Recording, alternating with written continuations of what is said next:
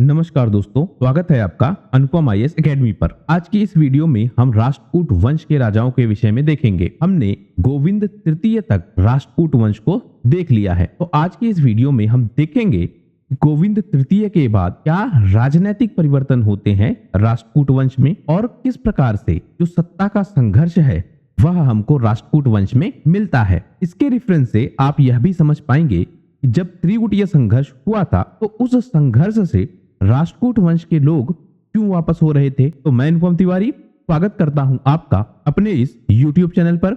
आइए जानते हैं राष्ट्रकूट वंश के इतिहास को। हमने गोविंद तृतीय के बाद देखा था कि अमोघ वर्ष को राजा बनाया जाता है, लेकिन उससे पहले इस वीडियो में आपको बहुत सारे नाम मिलेंगे। तो हमको सबसे पहले यह देखना होगा कि वह प्रमुख नाम कौन से हैं, क्योंकि बहुत सारे वंश हैं और बहुत सारे वंश आपस में लड़ेंगे। बहुत सारी राजनीतिक गतिविधियां होंगी जिनके माध्यम से जो दक्षिण भारत का इतिहास है वह थोड़ा कॉम्प्लिकेट हो जाता है। तो हम उसको आसान करने का पूरा प्रयास करेंगे।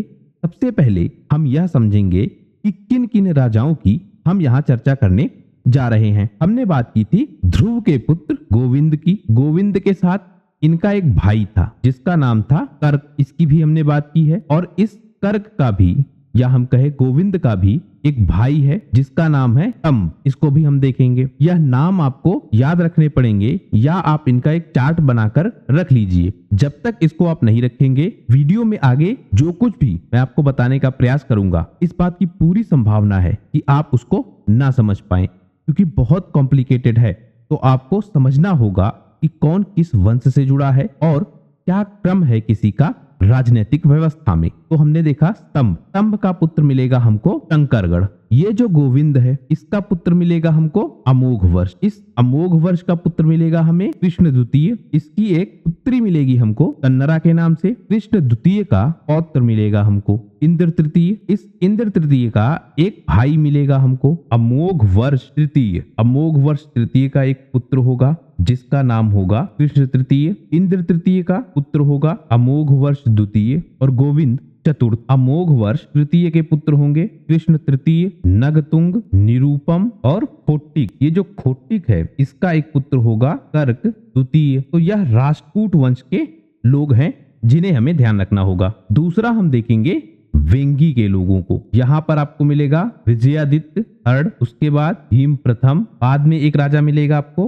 विजयादित्य चतुर्थ। इसका उत्तराधिकारी हमको मिलेगा अम्भ प्रथम। अम्भ प्रथम का उत्तराधिकारी हमको मिलेगा विक्रमादित्य पंचम। फिर आपको याद रखना होगा गुर्जर क्षेत्र के राजाओं को, और यहाँ आपको राष्ट्रकूट वंश की ही शाखा मिलेगी जिसका शासक होगा कर्क प्रथम। इस कर्क प्रथम का पुत्र है ध्रुव और उसके बाद राजा मिलेगा आपको ध्रुव द्वितीय। एक राजा हम और देखेंगे महिपाल को, जो कश्मीर का क्षेत्र है। वहां पर हमको एक राजा मिलेगा कोकल प्रथम। फिर हम देखेंगे जो गंगवाड़ी का क्षेत्र था वहां पर राजा था शिवमार। शिवमार के बाद जो उसका पुत्र है राजमल्ल, और राजमल्ल का एक पौत्र है तुतुंग जो आपका वेंगी का क्षेत्र है। यहाँ पर हमको एक राजा और देखना होगा भीम द्वितीय और उसका पुत्र अम्भ द्वितीय। हमें देखना होगा चोल साम्राज्य के भी कुछ राजाओं को। तो चोल साम्राज्य में आदित्य प्रथम, परांतक प्रथम और इसके बाद जो इसका पुत्र है राजादित्य, इसे भी देखना होगा। हम देखेंगे गंग वंश के भी कुछ राजाओं को जिसमें राजमल्ल तृतीय, इसके बाद राजा बनेगा बुतुंग और बुतुंग का एक पुत्र हमें मिलेगा मार सिंह। हमको परमार वंश के भी एक राजा को देखना होगा जिसका नाम होगा तीथक। तो इस तरह से इतने सारे राजाओं को हमको देखना होगा। हमें राष्ट्रकूट वंश को देखना होगा, वेंगी को देखना होगा, गुर्जर क्षेत्र को देखना होगा, कश्मीर का भी वर्णन आपको मिलेगा, गंगवाड़ी की बात करेंगे, चोल साम्राज्य के भी कुछ लोग आपको मिलेंगे। तो इस तरह से यह चार्ट आपको ध्यान रखना होगा, तभी पूरे घटनाक्रम को आप समझ पाएंगे। तो मैं प्रयास करता हूं इस पूरे घटनाक्रम को बिल्कुल सरल भाषा में आपको बताने का। राष्ट्रकूट वंश की हमने बात की है और इनके क्षेत्र की भी हमने बात की है। इनकी जो राजधानी थी मान्यखेत, इसकी भी हमने बात की है। हमने देखा कि कैसे गोविंद राजा बनता है। गोविंद के बाद जो अमोघ वर्ष है यह राजा कैसे बनेगा इसको हमें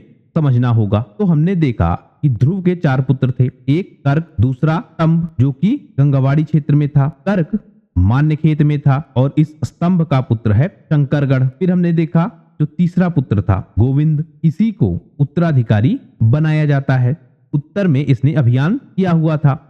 और जो छोटा पुत्र है इंद्र, यह भी गया था उस अभियान में। और इस इंद्र का शासन कहाँ है? गुजरात में, मालवा में। यहाँ की शासन व्यवस्था को यह देख रहा था। हमें याद रखना होगा स्तंभ के क्षेत्र को, जो कि है गंगवाड़ी। तो जो गोविंद का पुत्र है अमोघ वर्ष, यह शासन को संभालता है। लेकिन जो राजकाज था वह देख रहा था कर्क। कर्क का मतलब अमोघ वर्ष का चाचा, क्योंकि अमोघ वर्ष की आयु थी कम, तो इसलिए प्रशासनिक व्यवस्था चाचा कर्क ही देख रहा था। लेकिन कर्क का प्रशासन ऐसा था जिसके कारण जो मान्यखेत है वहां लोगों ने विद्रोह करना शुरू कर दिया। दूसरा हम देखें स्तंभ को, यह गंगवाड़ी का प्रशासक था और इसने विद्रोह किया था गोविंद के खिलाफ। और जब इसने गोविंद के खिलाफ विद्रोह किया था तो गोविंद ने इसे पराजित कर दिया था। और पराजित करने के बाद इसको इसके पद से हटा दिया था। और जो शिवमार था, शिवमार कौन था? जिसको पहले हराया गया था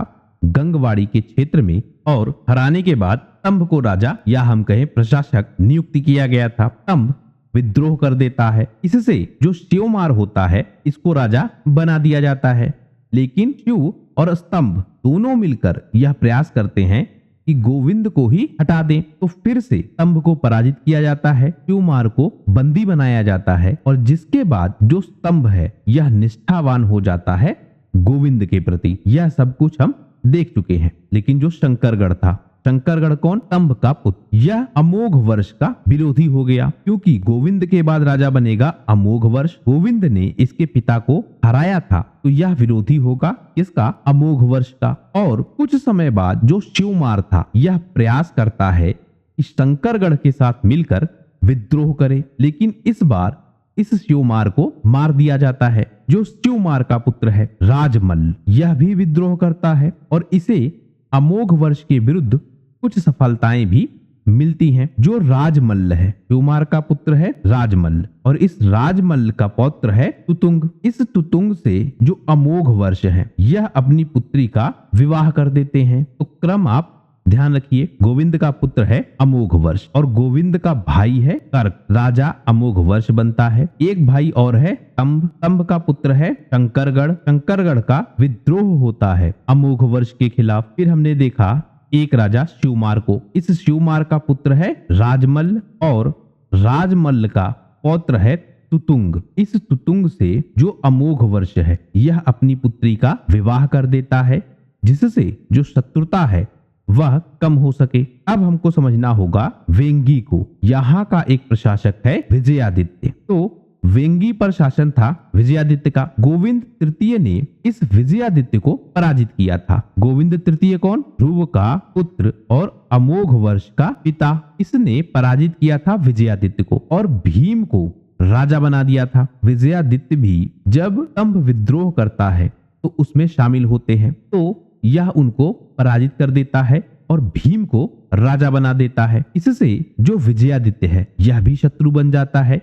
और वह शत्रुता दिखती है अमोघ वर्ष के समय। तो अब देखिए, एक तरफ विजयादित्य, दूसरा शंकरगढ़, तीसरा जो मान्यखेत के लोग हैं, क्योंकि प्रशासनिक व्यवस्था वहां बिगड़ी हुई थी। इससे जो विरोधी मंत्री हैं, सामंत हैं, यह सारे लोग मिलते हैं और विद्रोह कर देते हैं। इसी घटनाक्रम में जो विजयादित्य है, जो कि पहले वेंगी में था, जिसे गोविंद तृतीय ने पराजित किया था, इस विजयादित्य ने भीम को पराजित कर दिया और साम्राज्य पर अधिकार कर लिया। उसके बाद जो अमोघ वर्ष है इससे शत्रुता है और एक युद्ध प्रारंभ हो जाता है, 12 वर्षीय युद्ध। क्योंकि अमोघ वर्ष के पिता गोविंद तृतीय ने विजयादित्य को सिंहासन से हटाकर भीम को राजा बनाया था। तो अमोघ वर्ष का जो शासन है वह आप देख रहे हैं कि बहुत सारे विद्रोही उत्पन्न हो चुके हैं और वह अपनी अपनी क्षमता के साथ विरोध कर रहे हैं। तो 12 वर्षीय युद्ध हो जाता है। लेकिन जो कर्क है, कर्क मतलब गोविंद का भाई, यह सहायता करता है अमोघ वर्ष की, क्योंकि अमोघ वर्ष की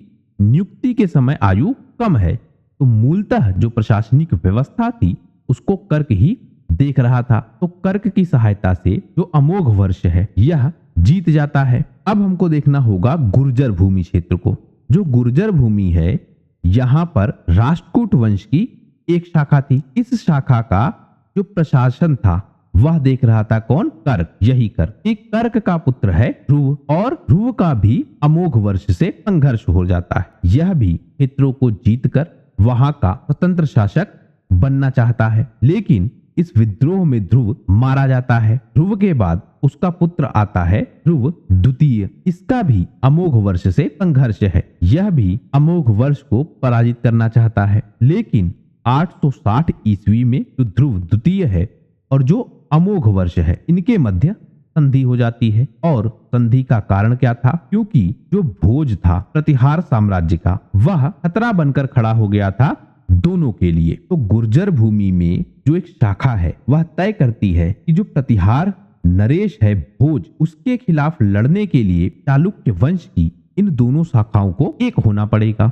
अमोघ वर्ष से जुड़ी कुछ उपलब्धियां भी हमें मिलती हैं, जैसे यह एक न्यायप्रिय और एक प्रजापालक राजा है। इस अमोघ वर्ष ने कविराज मार्ग की रचना भी की है, जो कि कन्नड़ भाषा का एक काव्य है। इसने बहुत सारे विद्वानों को अपने क्षेत्र में आश्रय दिया। इसी में जो आदि पुराण के लेखक हैं हिनसेन, गणित सार के लेखक हैं महावीराचार्य और स्वयंभू, इनको यह अपने क्षेत्र में आश्रय देता है। जो जिनसेन है, जिन्होंने आदि पुराण लिखी है, यह इनके धर्मगुरु थे। संजन तामपत्र यह बताता है कि जो अमोघ वर्ष था, यह विद्या का और साहित्य का बहुत बड़ा संरक्षक था। इन्हीं सब कारणों से अमोघ वर्ष को गुप्त सम्राट चंद्रगुप्त द्वितीय से महान बताया जाता है। अमोघ वर्ष जैन मत को मानने वाला था, लेकिन उसके साथ ही वह हिंदू देवी देवताओं का भी सम्मान करता था। कहते हैं कि यह महालक्ष्मी का एक बहुत बड़ा भक्त था, और एक बार माँ लक्ष्मी को प्रसन्न करने के लिए, उनको खुश करने के लिए इसने अपनी बाएं हाथ की उंगली देवी को चढ़ा दी। इन्हीं सब कारणों से हम देखते हैं कि अमोघ वर्ष की तुलना शिवी से,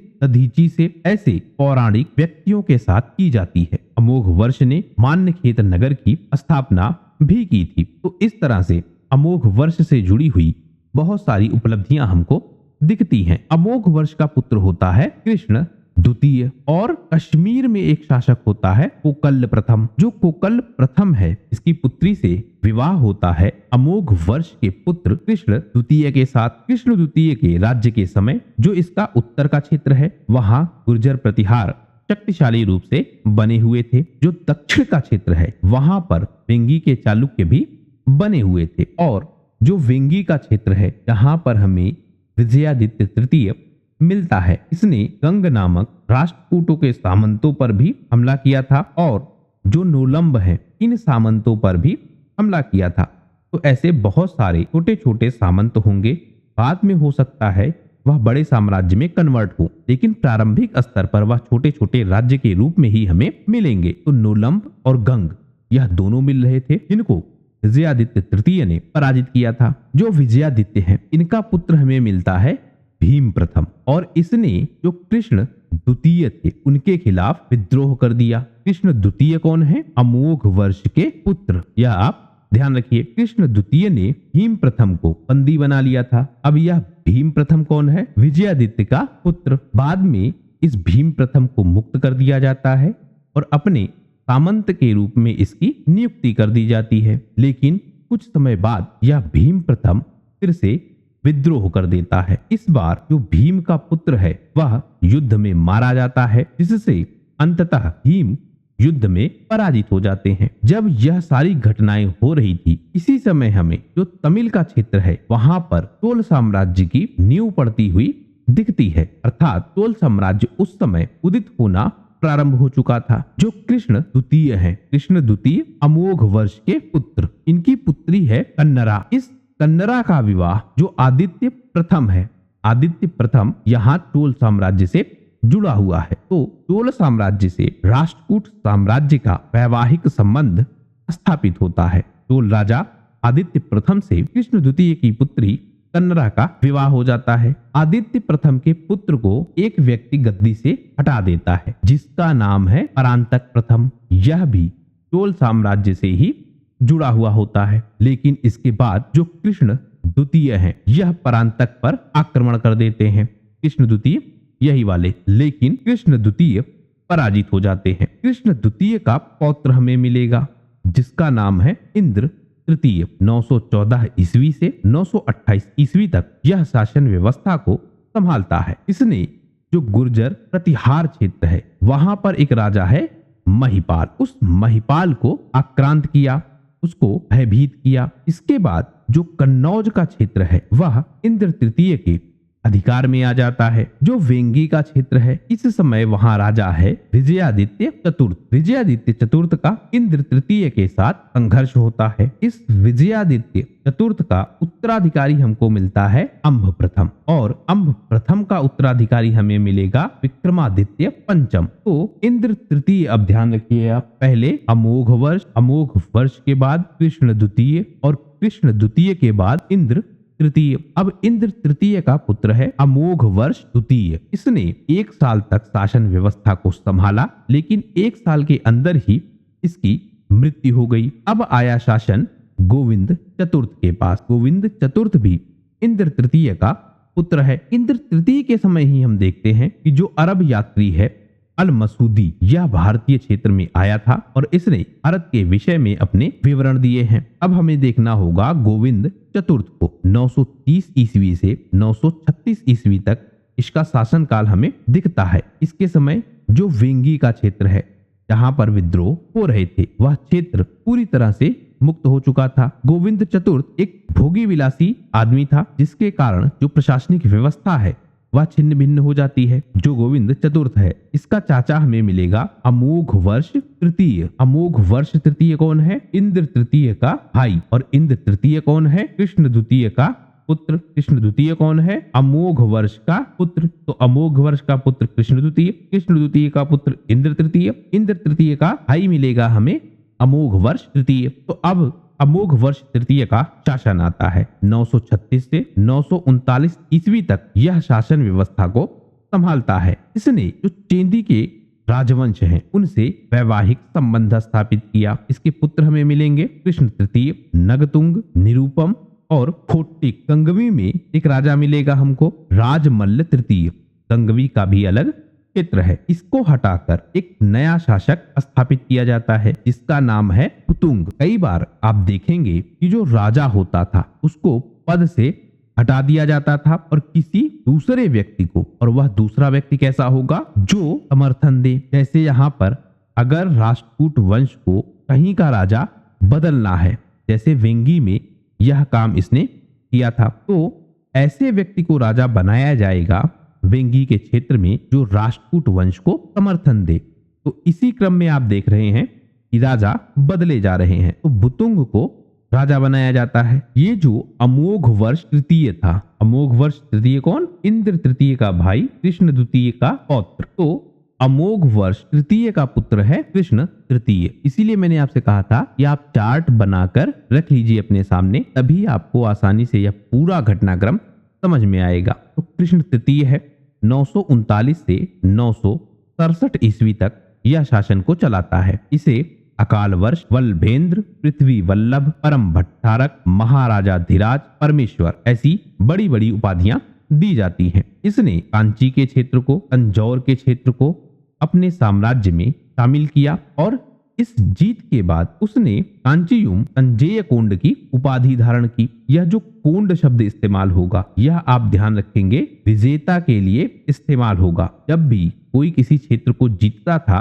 तो अपने उपनाम के सामने, अर्थात जो उसको उपनाम दिया जाता था, और उसके बाद क्षेत्र का नाम और क्षेत्र के नाम के साथ कोंड शब्द यह इस्तेमाल करता था, मतलब यह इस क्षेत्र का विजेता है। तो कृष्ण तृतीय एक शक्तिशाली राजा होता है और अपने क्षेत्र का विस्तार करता है।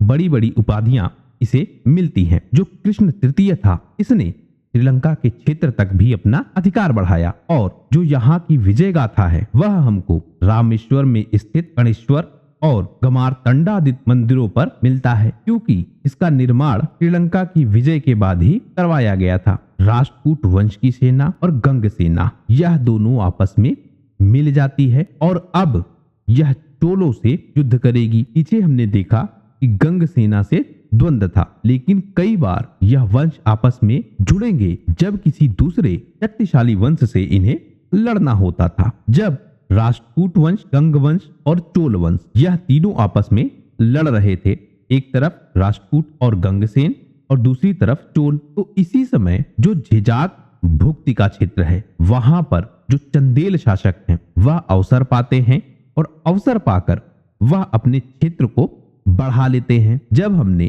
त्रिगुटीय संघर्ष भी देखा था उस समय भी हमने देखा था कि जो राष्ट्रकूट वंश है उसको बार बार अपनी आंतरिक समस्याओं के कारण वापस होना पड़ रहा था। तो जो आंतरिक समस्याएं हैं वह आप समझ पा रहे होंगे कि कई सारे जो सामंत हैं वह विद्रोह कर रहे हैं। इनके अपने ही परिवार के कुछ लोग जब उन्हें राजा नहीं बनाया जाता है तब वह भी विद्रोह करते हैं। जब यह किसी प्रशासनिक क्षेत्र में हस्तक्षेप करके वहां के राजा को बदलते हैं तो जो पुराना राजा है या तो वह स्वयं या उसके वंशज भी विद्रोह करते हैं। तो इस तरह से समस्याएं दिखती हैं हमको राष्ट्रकूट वंश में, जिसके कारण जो इनका उत्तर में हस्तक्षेप है वह कम हो जाता है या उन्हें बार बार वापस होना पड़ता है। चंदेलों ने जो राष्ट्रकूट का क्षेत्र है कालिंजर उसको जीत लिया और जो चित्रकूट है उसे भी अपने अधिकार क्षेत्र में ले लिया। तो चंदेल शक्ति प्रबल पड़ती है, अपनी शक्ति को प्रदर्शित करती है जब राष्ट्रकूट वंश चोलों के साथ युद्ध कर रहा था। इन सारी घटनाओं के कारण जो कृष्ण तृतीय है इसको 963 ईस्वी में बुंदेलखंड के क्षेत्र में अपनी सेना भेजनी पड़ती है। तो चंदेल शक्ति बुंदेलखंड के क्षेत्र में अपने क्षेत्रों का विकास कर रही थी, अपनी साम्राज्यिक सीमा का विस्तार कर रही थी। उस विस्तार को रोकने के लिए कृष्ण तृतीय अपनी सेना को भेजते हैं। एक व्यक्ति मिलेगा हमें बुतुंग, जिसकी चर्चा अभी हमने पीछे की कि इसे राजा बनाया गया था। इस बुतुंग का पुत्र था मार सिंह, यह आप ध्यान रखेंगे, आगे भी इसकी चर्चा मिलेगी। जो तंजोर का क्षेत्र है वहां पर हमें एक व्यक्ति मिलता है परांतक प्रथम। यह चोल साम्राज्य का प्रतिद्वंदी है, मतलब इसका द्वंद था चोल साम्राज्य से। इसका पुत्र हमें मिलेगा राजादित्य चोल। अब कृष्ण तृतीय और बुतुंग जिसको राजा बनाया गया था यह दोनों एक साथ मिलते हैं और मिलने के बाद चोलों से यह युद्ध करते हैं। राजादित्य चोल इस युद्ध में मारा जाता है और कृष्ण तृतीय की एक बड़ी जीत होती है। युद्ध का नाम आप ध्यान रखिएगा, तक्कोलम का यह युद्ध है। कृष्ण तृतीय के बहुत सारे योगदान हमें मिलते हैं। कृष्ण तृतीय ने अपने पड़ोसी राज्यों के साथ युद्ध करने की नीति अपनाई और इस नीति के कारण कृष्ण तृतीय अपने समय काल में भले ही कुछ हद तक सफल रहे हों, लेकिन जो इनके उत्तराधिकारी हैं उन्हें बड़ी समस्याओं का सामना करना पड़ता है। बहुत सारे विद्रोही उत्पन्न हो जाते हैं जो चालुक्य वंश की सत्ता को लगातार चैलेंज करते हैं। वेंगी का जो क्षेत्र है वहां पर हस्तक्षेप की नीति यह अपनाते हैं, वहां पर प्रशासक को यह बदलते हैं। इसी क्रम में जो चालुक्य शासक है वेंगी में अंब द्वितीय, जो कि विजयादित्य चतुर्थ का पुत्र है। अंब द्वितीय के विषय में आप ध्यान रखिएगा। तो अंब द्वितीय को यह शासन से हटाना चाहते हैं और जो वादप है उसकी सहायता करना चाहते हैं और वातप की सहायता करके यह उसे गद्दी दिला देते हैं। यह हमने कई बार देखा, स्तंभ के केस में भी हमने देखा था जो कि इसी वंश से कनेक्टेड था। लेकिन इसके अलावा कृष्ण तृतीय ने बहुत सारे मंदिरों का निर्माण करवाया, जैसे रामेश्वर, कृष्णेश्वर, कंड, मार्तंडादित्य, यह बड़े मंदिरों का निर्माण करवाया। जो कृष्ण तृतीय की राज्यसभा थी इसमें भी कन्नड़ भाषा को काफी महत्व दिया गया और जो कन्नड़ भाषा का कवि है पोन्न, वह कृष्ण तृतीय के ही दरबार में रहता था। इस पोन्न ने शांति पुराण की रचना की है, तथ्य है, आप ध्यान रखिएगा, काफी इंपॉर्टेंट है। इसके साथ जो पुष्पदंत है वह भी हमें कृष्ण तृतीय की सभा में दिखते हैं, जिन्होंने ज्वालामालिनी कल्प की रचना की है। अब हमको देखना होगा जो गोविंद चतुर्थ है, इसका एक प्रतिनिधि होता है युद्धामल। गोविंद चतुर्थ कौन है? इंद्र तृतीय का पुत्र। तो गोविंद तृतीय का एक प्रतिनिधि होता है युद्धामल। इसको हटाकर जो भीम द्वितीय है वह वेंगी पर अधिकार जमा लेता है, क्योंकि इसे नियुक्त किया गया था वेंगी की प्रशासनिक व्यवस्था को देखने के लिए। युद्धामल प्रशासनिक व्यवस्था को देख रहा था, आप कह सकते हैं कि एक सामंत के रूप में कार्य कर रहा था।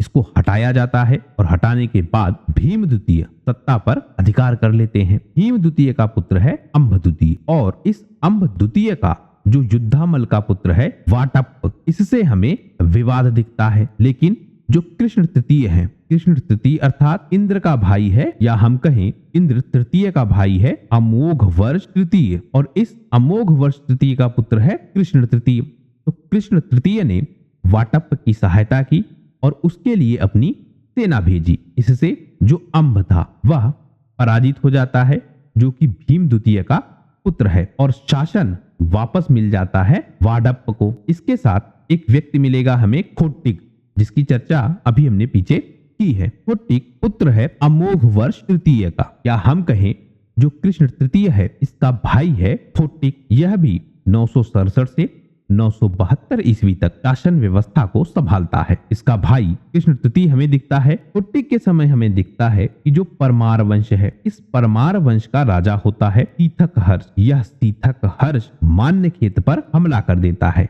मान्यखेत क्या है? राजधानी है चालुक्य वंश की। फिर एक व्यक्ति मिलेगा हमको कर्क द्वितीय। कर्क द्वितीय कौन है?